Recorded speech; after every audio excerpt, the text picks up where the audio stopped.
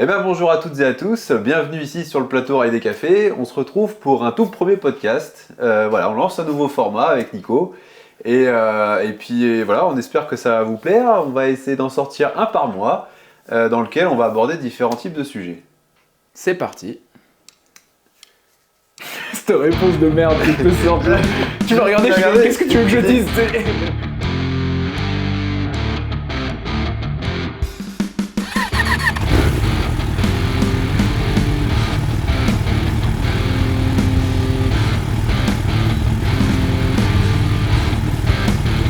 On lance ce nouveau format podcast avec l'idée en fait c'est de partager des sujets, alors de l'actu moto, des sujets qui nous tiennent à cœur, alors ensemble ou indépendamment, des initiatives aussi, pour revenir un petit peu sur ce qu'on avait décrit dans notre première vidéo. En fait, voilà, on va aller à la rencontre de gens, enfin plus on va faire venir les gens chez nous pour une fois. Et puis voilà, vous aurez l'occasion de nous dire ce que vous en pensez en commentaire et tout ça. Bon Nico, aujourd'hui on va parler de 3 sujets. On va commencer par un sujet d'actu moto, avec une moto toi que tu as jeté du coin de l'œil à un moment donné. Ouais, c'est vrai qu'il y a un petit moment où je regardais pas mal les sportives et chez Triumph ils ont sorti la nouvelle Daytona. Ouais, la nouvelle Daytona 660, hein, donc sur la base de la 660 Trident, en tout cas la plateforme 3 cylindres 660, où il y a aussi comment elle s'appelle, la Il y a Tiger la Sport. Trident, il y a la Tiger, il y a la Street Triple aussi qui est en 660. Ah oui, Ouais. ouais effectivement, ouais, une version A2, c'est une version A2, non? Ouais, c'est ça, une version A2 bridable du coup. Et voilà, donc cette moto-là, bon, on va revenir là-dessus, puis on va parler un petit peu de ce segment de moto qui est intéressant. Dans un deuxième temps, on vous parlera du Salon du 2 roues, qui va être organisé le mois prochain à Lyon. Hein. Alors Expo, ouais. On est sur Lyon, donc on est plutôt bien placé. Tous les ans, on y va. Ouais, au moins une fois. Au moins une fois, ouais, c'est ça. Et puis pour finir, on parlera d'un sujet un peu plus compétition, mais un peu plus discussion, hein, parce qu'il faudra bien qu'on finisse nos cafés. On va parler un petit peu de s'il y avait une course, une des grandes classiques à faire, laquelle on choisirait en fait. Mhm. C'est parti ? Et c'est parti. Moi je pense que c'est pas mal de commencer par montrer un peu cette 660 Daito. Et 660, là tu vas dans l'image, là, tac, hop. Ouais, c'était pour la... Bon. Ouais, mais c'est très bien. Est-ce que t'as regardé un petit peu la présentation presse et tout ? Non, parce que j'attends que tu me montres l'image en vrai. On avait regardé le teaser un petit peu ensemble, mais c'est vrai que sur le teaser, ils sont bons quand même, hein, ils montrent rien. Alors, une vraie photo presse, hein, parce que les photos, machin truc chouette, voilà. Oh la belle moto.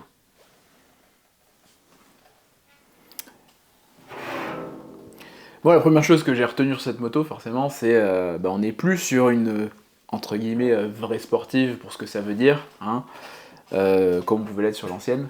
Ouais. Donc un choix de rentrer un peu sur ce marché qu'il y a sur les Honda CBR 650R, je vais pas mettre la RS 660 dedans parce qu'elle a la vraie position sportive, mais tu vas voir la R7 non plus, la R7 aussi a une vraie position sportive. Ouais, la R7 a des vrais demi-guidons. Tu vas avoir la Ninja 650 qui est dans ce type de moto aussi. Donc un choix de faire un peu une sportive confort du coup. On aime ou on n'aime pas, t'en penses quoi toi ? Alors, moi, si tu veux, cette moto, il y a deux façons de voir en fait. C'est-à-dire que je trouve que la moto en elle-même, si tu ne t'attaches pas au nom Daytona, la moto qui est proposée, je trouve qu'elle est vachement intelligemment pensée pour la route. C'est-à-dire que tu as une moto qui a une position un peu à l'attaque, tu as une position de roadster un peu serrée. Un petit peu en avant du coup. Pour avoir commencé sur un 250 Ninja, 31 chevaux. En fait, c'est une position qui est plutôt agréable parce que tu es un peu sur l'avant, mais c'est absolument pas fatigant. En plus, moi, la Ninja était hyper légère et tout ça, mais j'ai eu l'occasion de rerouler un peu sur ce genre de philosophie de moto derrière. T'as une position qui est joueuse en fait. C'est-à-dire que dans les viroloses, tu peux quand même bien l'amener comme il faut. Voilà. Ouais. Sans que ce soit contraignant comme une sportive où il faut que tu t'engages à chaque virage. Exactement. Et on a, effectivement, tu as nommé pas mal de motos. Il y a le 8R aussi, de chez Suzuki, qui arrive en concession. C'est des motos, je trouve, qui sont intelligemment pensées dans la notion de sport parce que tu as les vraies sportives avec les demi-guidons, tout ça. Ça, c'est des vraies sportives. Et effectivement, t'as plein de motards qui adorent ces motos et c'est normal, ça se comprend, c'est des motos qui sont passion, tu vois. C'est marrant parce qu'il y a même pour des motards, tout ce qui n'est pas comme ça n'est pas une vraie moto. Oui, ouais, non mais c'est ça, il y en a, c'est des bracelets et rien d'autre, tu vois. Oui, c'est sûr. Et, il en faut pour tout le monde. Hein. Bien sûr, c'est une façon d'aimer la moto, bien entendu. Et c'est cool, mais je pense que pour ces gens-là, cette moto, le fait qu'elle s'appelle Daytona, c'est un blasphème. Ouais, ça les dérange, tu vois. Et alors, justement, vous nous direz dans les commentaires ce que vous en pensez, mais c'est vrai que l'appellation Daytona, tu vois des bracelets, tu vois un pot sous la selle. Et tu vois une toute petite moto d'ailleurs. Ouais. Et t'as un 3 cylindres qui hurle, t'as une sportive. Et c'est vrai que l'appellation Daytona, bon, c'est un super coup de com'. Ouais. Mais je pense qu'il y a beaucoup de puristes qui sont un peu... ça leur fait un peu mal. Après, en tout cas chez Triumph, il n'y avait plus rien dans ce segment-là en sportive. Là, c'est un peu revenir sur le marché avec une moto qui serait capable du coup d'être compétitrice sur le marché dont on a parlé tout à l'heure. Ouais. Hein, du coup, et elle est attrayante. Je pense que d'un point de vue motard et clientèle qui va rouler sur la route, moi je pense qu'elle est encore une fois intelligente parce que t'as plein de gens qui adorent le look caréné, un peu la position à l'attaque et qui se disent ouais mais attends, j'achète une Dayto, je vais faire 100 bornes, je vais avoir le dos cassé. Ces gens-là, je pense que ça les freine et donc ils vont peut-être se rabattre sur un street triple s'ils veulent vraiment une Triumph, ou alors ils vont aller chez Honda sur le 650 CBR qui finalement a un peu le monopole parce que bon, chez Kawa c'est encore une autre motorisation, tout ça. Et ben quand tu regardes sur ce segment des moyennes cylindrées sportivo-routières, en fait tu te rends compte qu'il y en a pas mal qui poussent un peu là et ça fait, je trouve, une jolie gamme.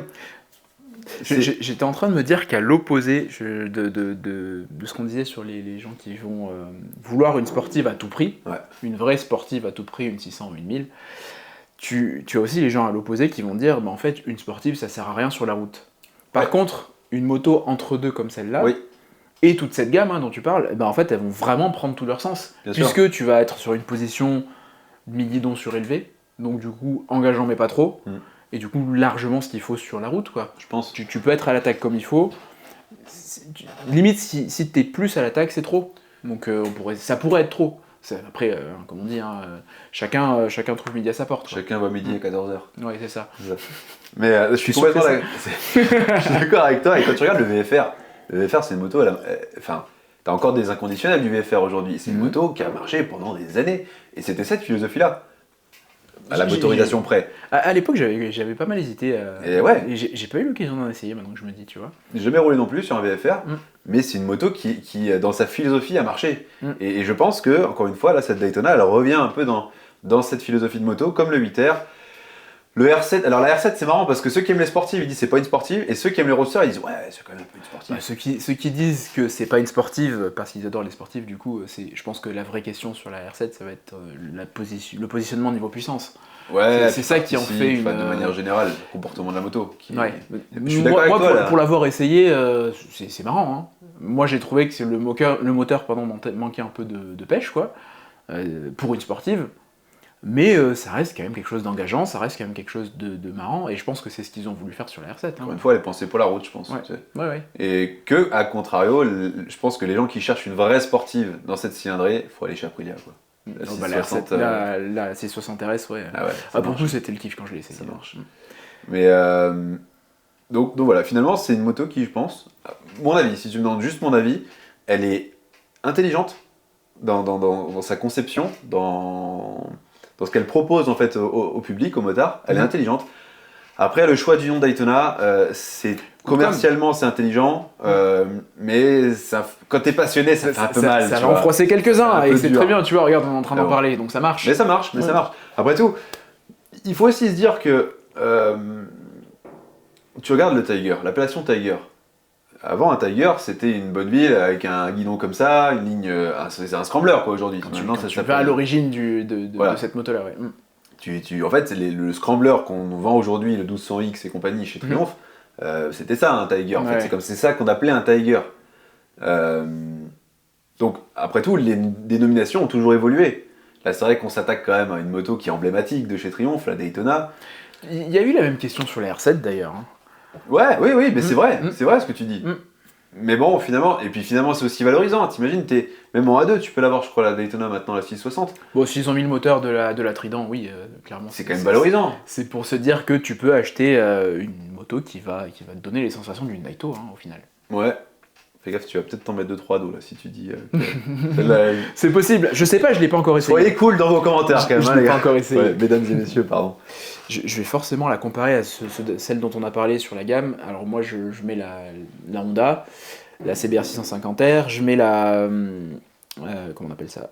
Je mets quand même la Kawa en face, parce que pour moi, on est sur la même position, on va dire, le même positionnement plutôt que position. Carrément. Par contre, quand on regarde quand même la Daito, je reconnais assez facilement le cadre d'une street, enfin un peu l'ADN quoi d'une street, où niveau boucle arrière, niveau partie cycle, tu reconnais quand même. Même la Daito, tu regardes les phares. Hein. Alors quand tu la vois en course, elle a pas de phare, hein, mais Daytona, c'est élancé, les yeux un peu de guêpe, on pourrait dire.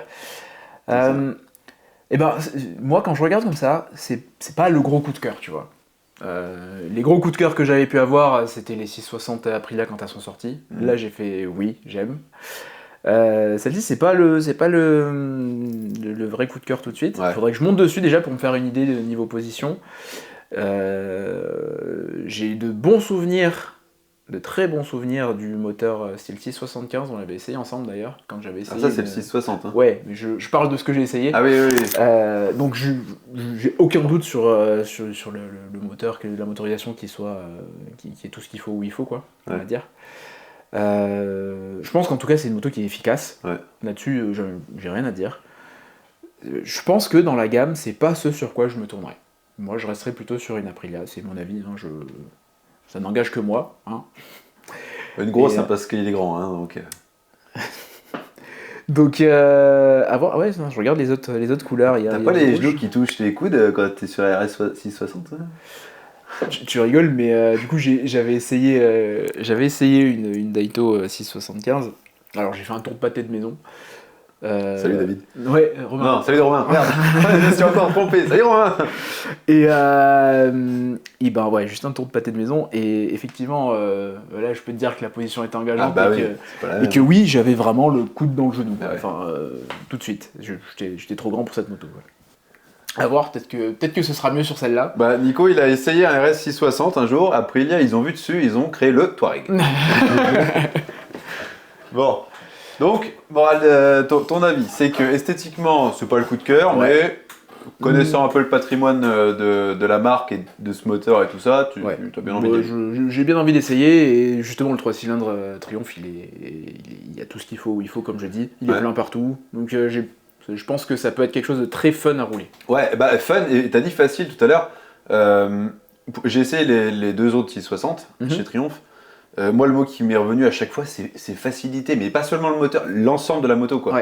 J'ai essayé le Tiger Sport, mais t'as l'impression d'être sur une mobilette, quoi, tellement elle est, c'est un point positif, hein, elle est d'une facilité déconcertante, alors que c'est un trail routier, ça ressort caréné. Est-ce que c'est un point positif de dire d'une moto qu'on dirait une mobilette? Non, mais mais j'ai bien compris, on dirait un vélo. Ouais, on dirait un vélo, c'est-à-dire que la personne qui fait soit que de la ville, enfin principalement de la ville, ou alors qui veut une moto d'un petit gabarit, mais qui peut faire du touring. Enfin, je veux dire, cette moto, elle est très polyvalente.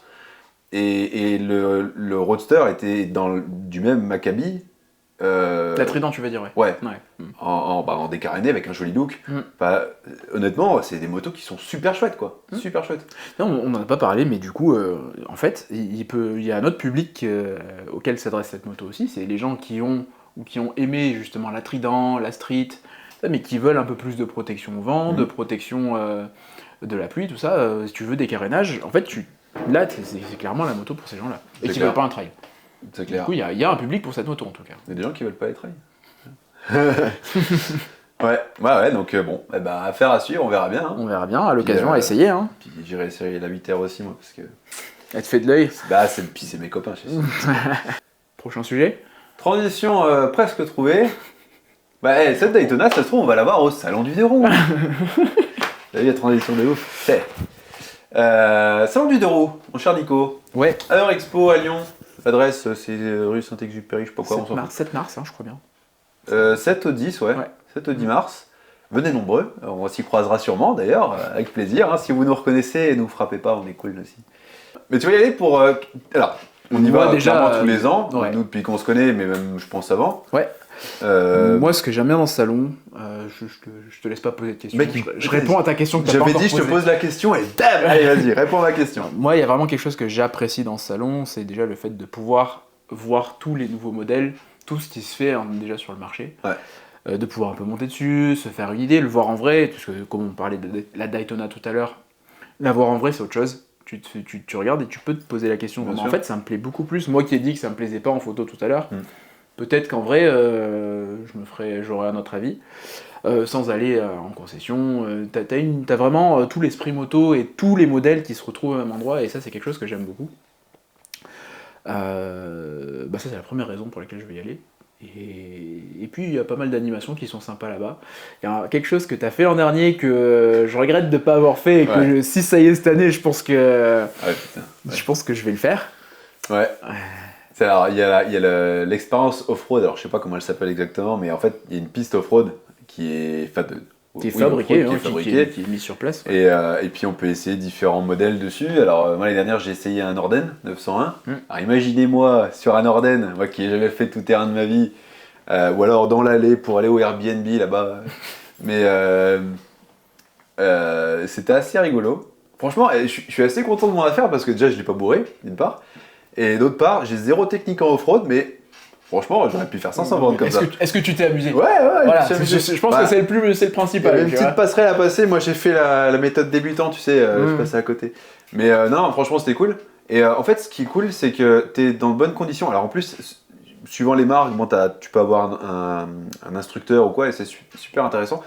Si quelqu'un veut faire une première expérience, juste pour un premier toucher de terre, franchement, allez-y. Parce que il y avait David Frétinier, il y a des gens qui ont un peu de connaissances dans le bagage, qui vous filent des conseils.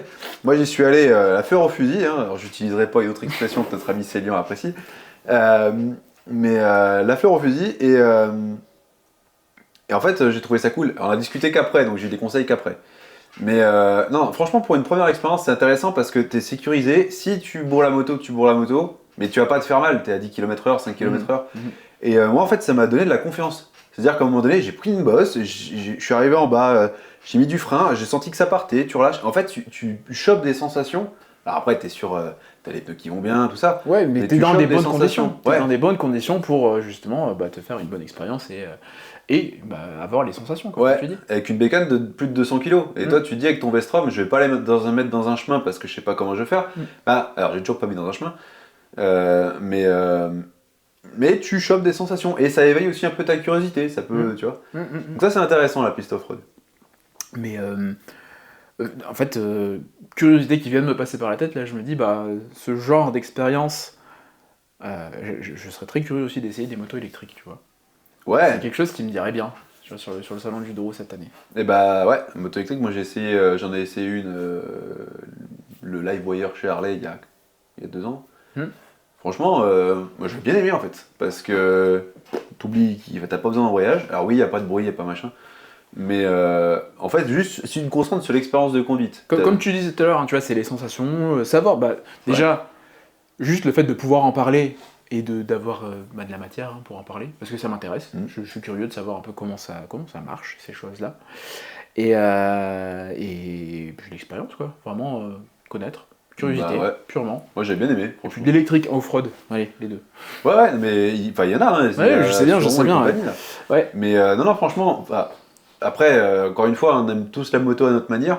Mais moi, franchement, j'avais apprécié. J'avais fait les petits Mont Verdun et compagnie. Ouais, mais les essais que tu fais. Et franchement, t'as d'autres bruits, ton attention est portée sur autre chose. Et puis t'es quand même sur une moto. Enfin, non, moi j'avais bien apprécié. C'est une autre expérience, mais pour moi ça reste de la moto, quoi. Il n'y a pas de souci avec ça.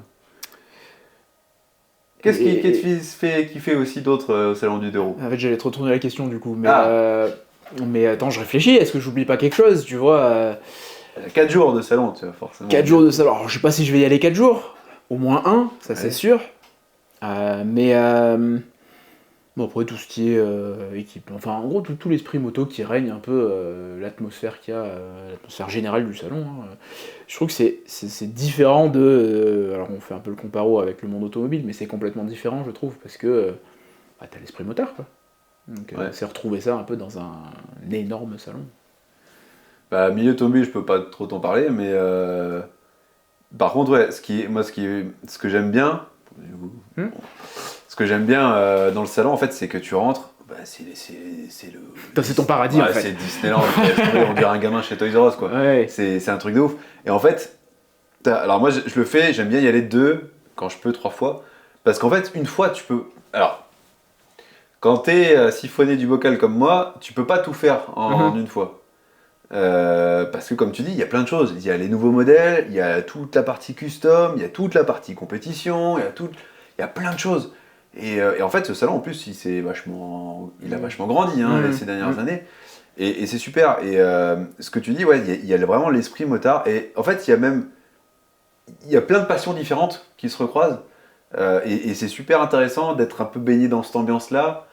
Ça donne plein d'idées. Mhm. Plein d'idées pour ta moto, pour ce que tu veux faire dans la moto aussi. Je sais pas, par exemple, tu peux te dire d'un coup, allez, j'ai envie de faire une expédition off-road sur 5 jours, alors que tu as jamais trop osé. Et puis, tu vois, ça donne plein d'idées, d'envie dans la moto. Tu peux rencontrer des gens du milieu aussi, que ce soit compétition ou autre, et ça peut être intéressant de discuter avec eux. Mhm. Euh, Enfin voilà, c'est vraiment. Il y en a de partout quoi. Ouais. Et c'est assez formidable. Mhm. Et alors après, je suis d'accord avec toi, il y a aussi toutes les nouveautés. Ça, c'est C'est pas plutôt pour ça que t'aimes intéressant. bien y aller, toi? Pas que, j'aime Après, bien.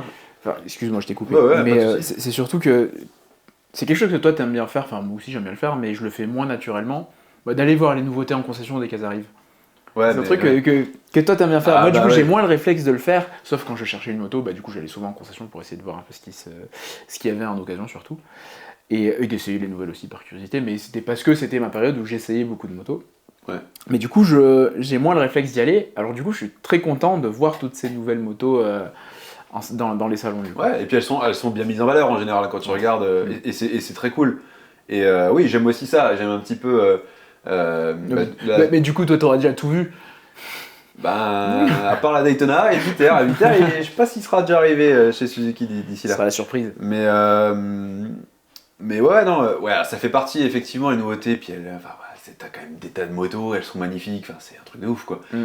Tu sors de là, en fait, t'as envie d'avoir 59 motos, tu vois, parce que 60 ça rentre plus dans le garage. Et plus, sont-ils? Non, J'étais en train de faire le montage. c'est vraiment génial. Et ouais, alors, tu vois, bah, il y a la 1300 GS, il y a toutes ces motos qui arrivent, qui sont. C'est vrai qu'il y a des nouveautés quand même, hein. Il y a un paquet, il y a ouais. de la nouveauté à voir. Ouais. Et puis, non, c'est toujours chouette, mais c'est pas que pour ça que j'y vais, tu vois. Mm.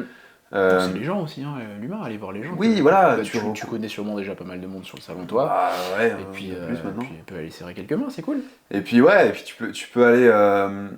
Toute la partie compétition, t'as des motos historiques qui sont magnifiques, t'as Mhm. des motos qui sont sublimes, t'as des motos de film. L'année dernière, il y avait pas mal de motos James James Bond et Bond, tout ouais. ça. Oui, oui, je Bah, me c'est souviens super, quoi. du Scrambler, il était Ouais, magnifique. et puis il y avait une vieille Triumph, alors je me souviens plus du modèle, mais une vieille d'un film peut-être d'il y a 40 ans. Mhm. Et enfin, c'est génial quoi, d'avoir l'occasion de les voir en vrai. Je crois que c'est il y a 2 ans, il y avait une expo sur le cinéma avec des motos emblématiques de films. Enfin, c'est super quoi. Ouais. Alors, il y a des gens que ça touchera peut-être pas parce qu'ils vont au salon pour voir un modèle ou pour, je sais pas. Bah pour moi, typiquement, c'est plus un clin d'œil, tu vois, je fais ah oui, c'est vrai, il y avait ça dans le film, mais je vais pas aller voir, enfin, je vais pas m'arrêter des heures dessus, quoi, enfin, longtemps dessus. C'est vraiment comme tu dis, c'est plus un clin d'œil, c'est pas, moi je vais pas forcément m'arrêter dessus, mais l'univers y est, quoi. Ouais, L'univers, le focus sur la moto y est, et c'est génial. Et déjà, anecdote perso que je partage, moi j'ai fait un rallye routier en 2022, je crois. Ouais, T'es rallye de l'Ain.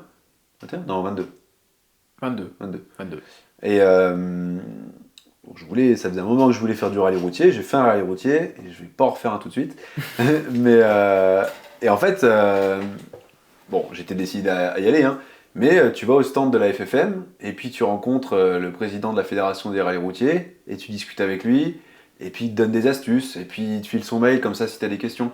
Et enfin, tu vois, c'est chouette parce que il y a une vraie.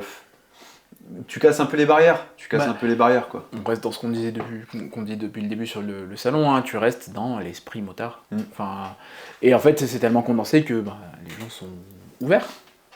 Ouais. Et alors, pour avoir eu la chance de faire aussi le salon côté exposant, l'année dernière avec mon team, le Tati Team, c'est aussi chouette parce qu'il y a plein de gens passionnés qui viennent poser des questions ou les mecs, ils connaissent l'histoire, le pédigré entier de ton team depuis le début. Et c'est génial en fait, parce que bah, là t'es vraiment dans la passion. Tu baignes dans la passion. Ouais, Ouais. et tu passes des heures à parler avec des gens, c'est formidable quoi. Mm. C'est formidable. Donc non, en fait, c'est une grande fête de la moto qui je trouve est bien mise en valeur dans ce salon-là. Et D'ailleurs, c'est le plus grand d'Europe, je crois. déjà de France, c'est sûr. Ouais. Je crois que c'est d'Europe. Hein. Je crois d'Europe Ouais, aussi. je crois que c'est d'Europe, ouais. Ah non, bah non, c'est l'ECMA. C'est, non. oui, c'est Milan. Bon, en tout cas, il va bien Mm. quand même. Hein. C'est un des plus grands en tout cas. Il Ouais. va bien, comme tu dis. Donc voilà, donc on y attend, hein, avec plaisir de s'y croiser là-bas. Et on parlait de compétition, mon cher Nico, et cela va nous permettre d'introduire notre troisième sujet du jour. Si tu devais participer à une course, une compétition moto, une seule, n'importe quelle discipline, n'importe quel style, laquelle tu choisirais? Je vais quand même te demander de me faire un petit récap de ce qu'on peut trouver, ça serait pas mal. Bah alors, en piste, tu vas avoir De la vitesse, les quoi. grandes classiques. Bah alors, oui, tu vas avoir des compétitions type MotoGP et compagnie, mais en grande classique, tu auras en endurance, tu auras le Bol d'Or, les 24 heures du Mans. T'as le Tourist Trophy. Alors, t'as les autres road race, hein, t'as le Ulster Grand Prix, t'as le Northwest 200, mais principalement TT, ou t'as Macao. Macao, c'est une course, c'est dans la ville, c'est le Monaco de la moto, grosso modo. Ok, Hein, ouais. avec le circuit 4 fois plus long. Et puis après, tu vas plutôt aller, il y en a sûrement d'autres, mais après, tu vas aller dans le tout-terrain, t'as le Dakar, la moto, tu as l'Enduropal du Touquet, et d'autres courses C'est sur ça. vraiment difficile de répondre. Hein. Parce que bah déjà, j'ai pas d'expérience en termes de performance moto, quoi, on va dire. Pour commencer. J'aime bien m'amuser à moto, mais j'ai pas de. Si on doit parler de niveau, j'ai pas de niveau, quoi. Et du coup, en fait, j'ai aucune idée de l'engagement physique que chacune de ces épreuves va pouvoir demander, si tu veux. Il y en a, quand tu les vois en image, elles sont magnifiques. Hein. Tu peux regarder le Tourist Trophy au-delà du côté adrénaline, juste en regardant une vidéo déjà. Ça m'inspire pour lui déjà. Voilà, c'est ça. C'est ça. Alors, le Tourist Trophy, déjà, moi ça me fait rêver en termes de vidéo, mais à regarder, je trouve ça magnifique. Parce que j'adore voir de la vitesse, quoi. Par contre, jouer ma vie à chaque seconde, je suis pas sûr d'avoir envie de le faire. Une course comme le Dakar, moi ça me fait rêver. Ça me fait vraiment rêver. Mais encore une fois, j'ai jamais fait ne serait-ce que du off-road, j'en ai jamais fait, quoi. Et du coup, moi, ce que j'aime beaucoup avec le Dakar, c'est que tu vas voir des paysages que tu ne verras dans aucune autre de ces courses. Et je pense que là, si tu me poses cette question-là, maintenant, j'ai envie de te répondre ça. Ouais. Après, j'ai quand même envie de te répondre quelque chose comme une course où tu vas faire du 300 à l'heure, ça me donne envie comme jamais. Hein. Enfin, mais si je dois en choisir une, j'ai plus envie de te dire le Dakar. Alors après, l'engagement physique que ça demande, je pense que c'est encore pire qu'une course de type GP. Franchement, c'est différent, ouais, c'est différent, mais par contre, pour le côté aventure, ouais, je dirais plus ça. Ouais, puis le Dakar, c'est sur la durée, c'est 2 semaines. C'est ça. C'est fatigant, et en plus, c'est sur vachement longtemps. Oui, mais il y a le côté, tu vas quelque part, quoi. Bien sûr. C'est ça que j'aime beaucoup avec. J'aime beaucoup aussi, je pense, faire des ronds, je pense que je kiffe. Hein. Enfin, le côté adrénaline et ça a l'air un peu buté quand je dis ça comme ça, hein, mais de rouler sur circuit, ça, je pense que j'adore ça, mais le côté voir du paysage prend le dessus là-dessus. Donc le Dakar, ce serait le Dakar. Ce serait le Dakar.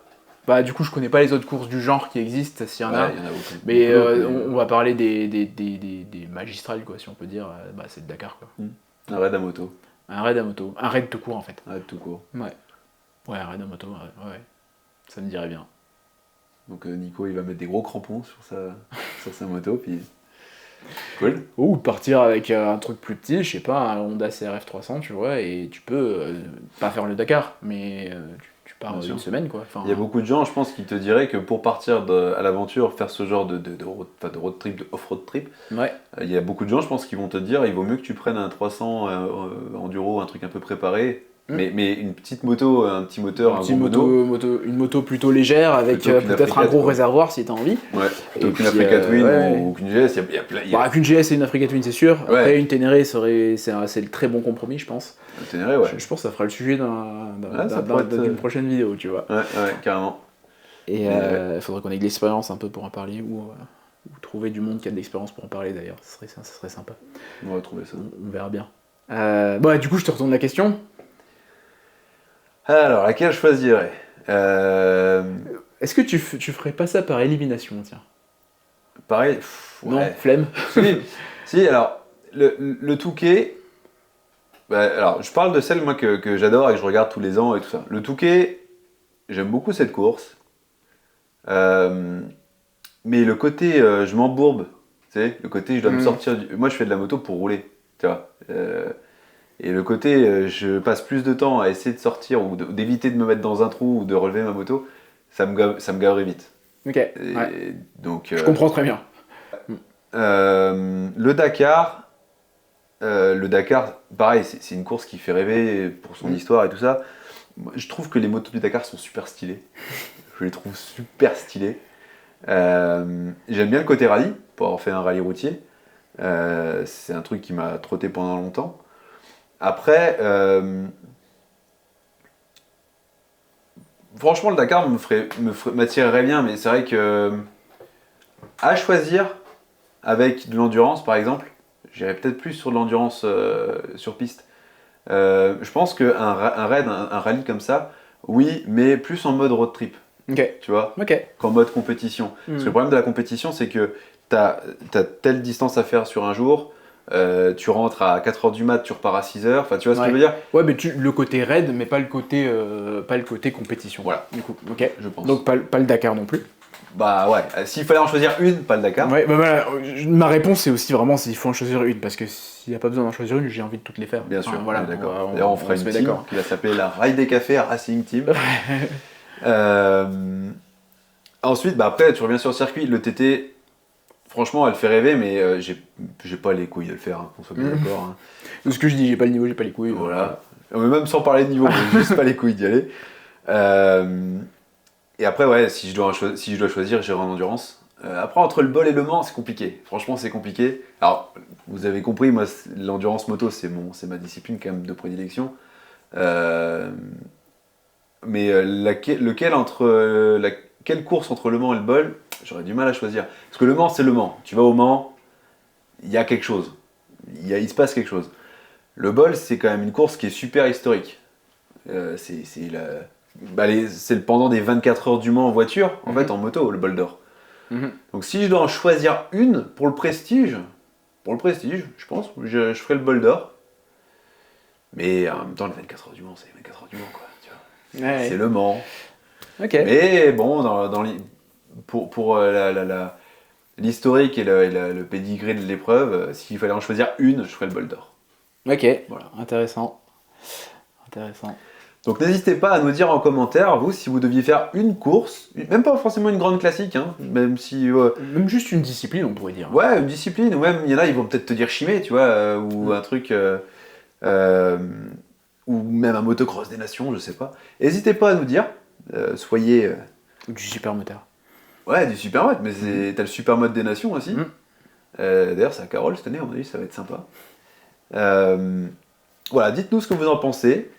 Et écoutez, aussi, n'hésitez pas à partager vos remarques, commentaires, idées. Nous dire ce que vous pensez de ce format. Ce format, ouais, effectivement. Alors, on est bavard, ça va un peu dans tous les sens, mais en même temps, c'est l'ambiance rail des cafés. On vous parle comme on se parle quand on nous, mange c'est ensemble, nos discussions, on s'est dit qu'en fait, on allait juste les filmer. Exactement, Et puis, c'est ça. Donc voilà. N'hésitez pas non plus si vous avez des idées de sujets. Pourquoi pas, après tout, on a pas mal d'idées, mais on n'est pas fermé à d'autres suggestions. Et puis on va se retrouver rapidement. Et puis d'ici là, on se retrouve sur les réseaux. A plus. Salut.